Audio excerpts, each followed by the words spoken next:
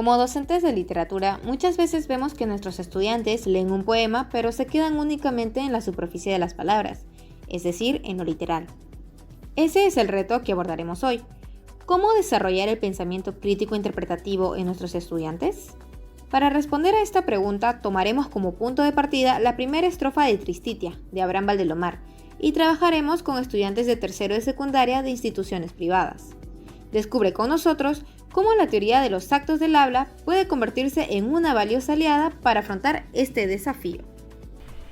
Para entender esta teoría, veremos cómo se manifiestan las tres dimensiones de los actos de habla de Austin y Searle. Primero, el acto locutivo, que es la emisión física, gramatical y literal del mensaje. Aquí introducimos nuestra estrategia central, el diálogo con el autor.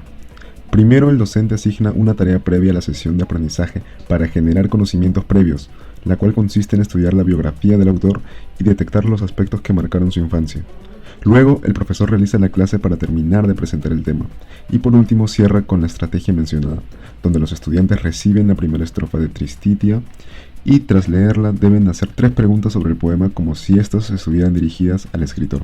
Luego de formularlas, cada alumno responderá a las preguntas de otro compañero, basándose únicamente en la información que aparece en el poema. ¿Cuál es la ventaja de esta actividad? Fomenta un acercamiento autónomo y crítico al texto. La desventaja: el alumno puede estancarse en un ejercicio mecánico y superficial. Además, aquí debemos considerar la neurodiversidad. Estudiantes con condiciones como el trastorno del espectro autista, que tienden a la comprensión literal, pueden presentar dificultades en el salto a la inferencia.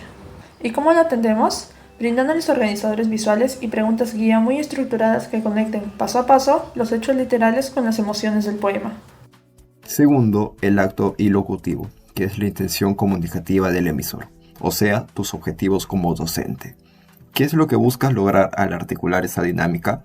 Al dar las indicaciones, tu intención no es simplemente asignar una tarea de lectura.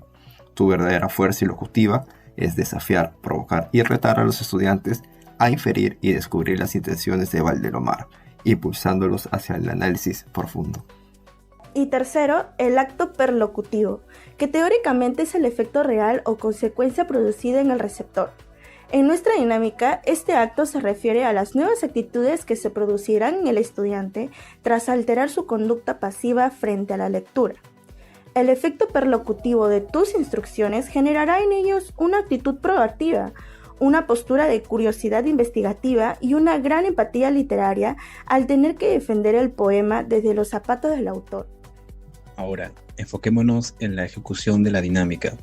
Acá las acciones que evidencian el logro de la capacidad se darán cuando los estudiantes formulen preguntas de la lectura inferencial, estas basadas puramente en la intención del autor, superando con éxito la lectura literal. La evidencia definitiva será observar al alumno que asume el rol de Valdelomar, defendiendo una postura mediante evidencia extraída únicamente del texto del poema.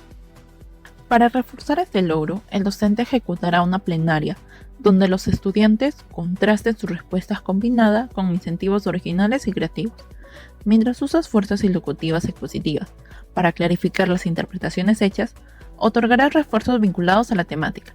Por ejemplo, entregarás insignias pragmáticas, como el pin de detective de intenciones o el oráculo de Valdelomar, a las mejores inferencias o consideras puntos de influencia que les permitirán elegir el próximo poema a leer, o ganar el privilegio de sentarse en la silla del autor durante la semana. Estos estímulos conductuales afianzarán positivamente la participación constante. Finalmente, ¿qué haremos si la estrategia no resulta tan efectiva como esperábamos? Si los estudiantes continúan estancados en la lectura literal, el docente empleará un modelado guiado.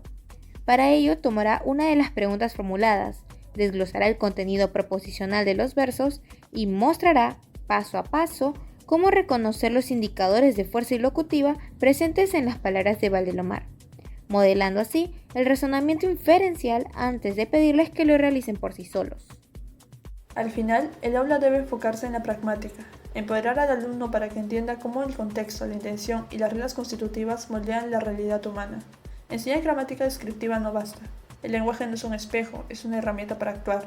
Aplica los actos de habla y transforma tu enseñanza de la literatura hoy mismo.